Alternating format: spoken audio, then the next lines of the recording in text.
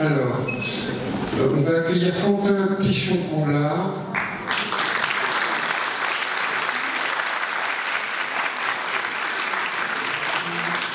Charles Pédy, un moulin qui a tiré au sort le numéro 2, imposé une parité obligatoire entre hommes et femmes, n'est-elle pas contraire à la devise républicaine?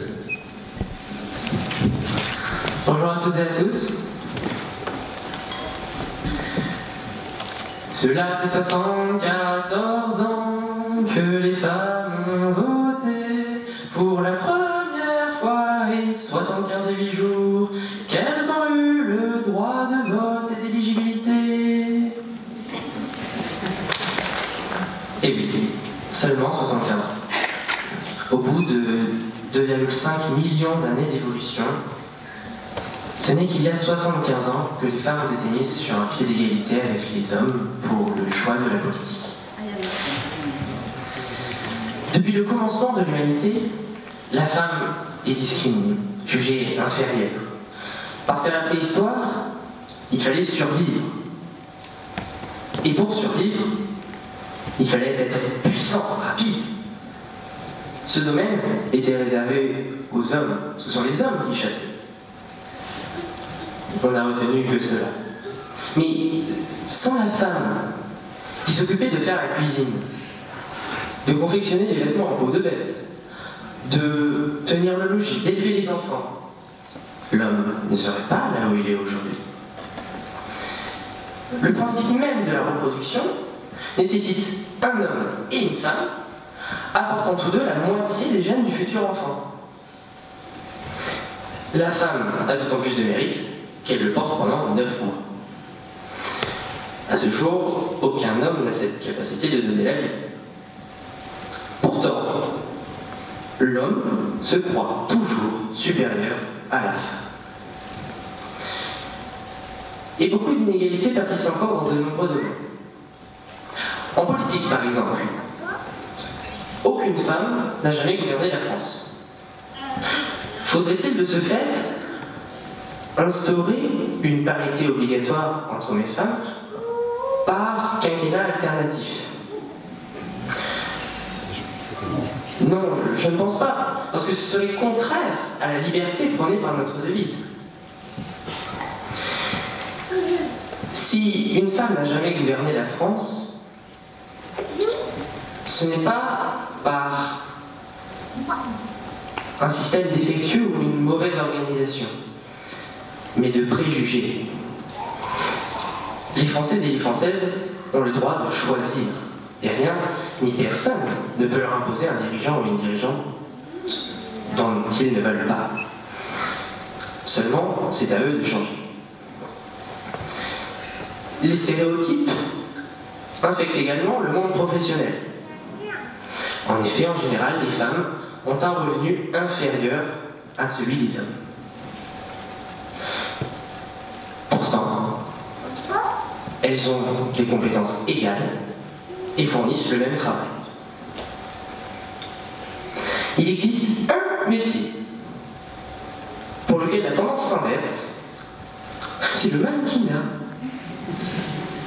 Les 10 mannequins les mieux payés au monde sont des femmes. Super! Elles sont enfin récompensées à leur juste valeur. Non. Parce que ces femmes sont considérées comme des objets sexuels. Cette fausse image de la femme nous est rabâchée sans arrêt, est imprimée dans nos esprits par la télévision et la société de consommation. Mais la perversité de l'homme ne s'arrête pas là.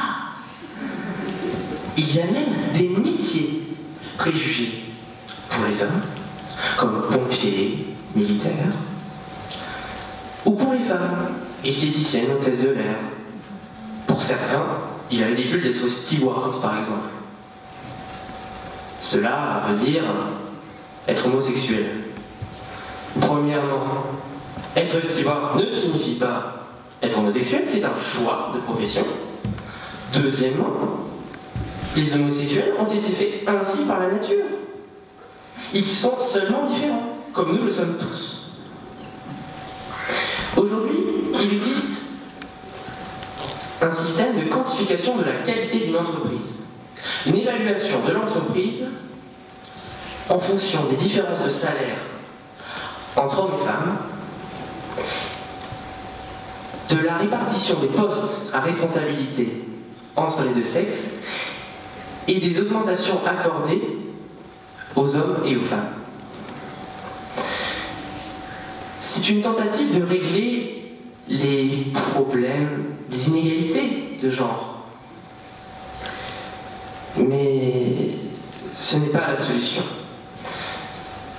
D'après moi, notre devise, liberté, égalité, fraternité, ne signifie pas liberté totale, égalité totale, fraternité totale. Les libertés doivent avoir des limites.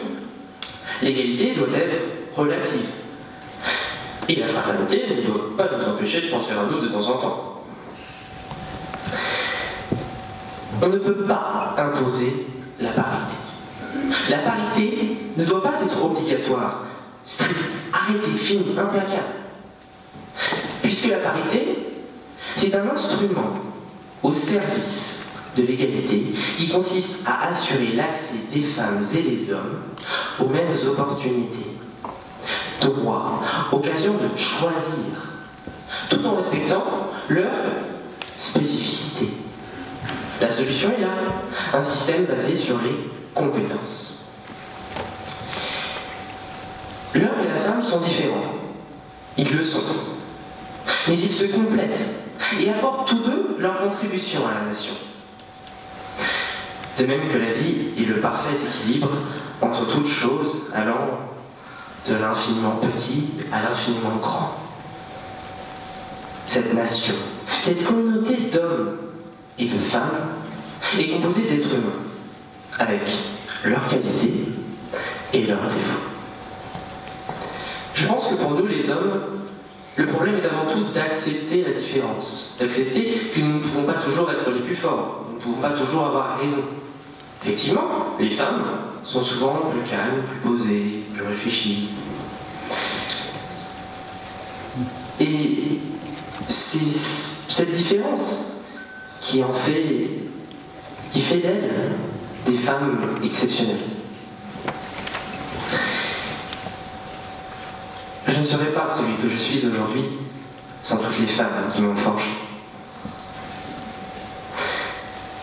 Celles qui ont été proches, comme ma mère, ma tante, ma belle-mère, mes grands-mères, qui m'ont éduqué et transmis leurs valeurs.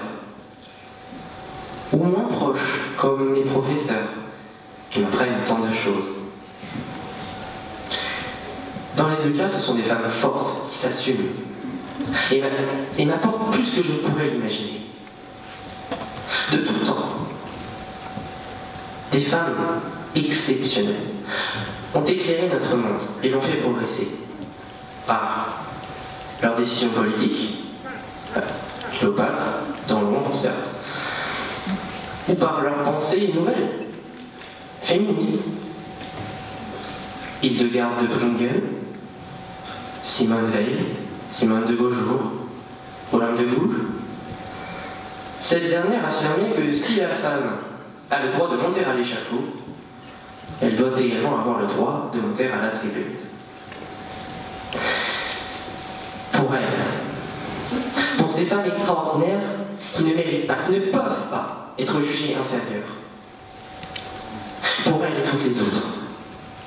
Donnons aux femmes l'égalité des chances, la liberté de s'exprimer et de vivre à l'égal de l'homme, et changeons les mentalités, pour que la fraternité s'installe à la place d'une guerre d'orgueil. Telle est notre devise. Liberté, égalité, fraternité.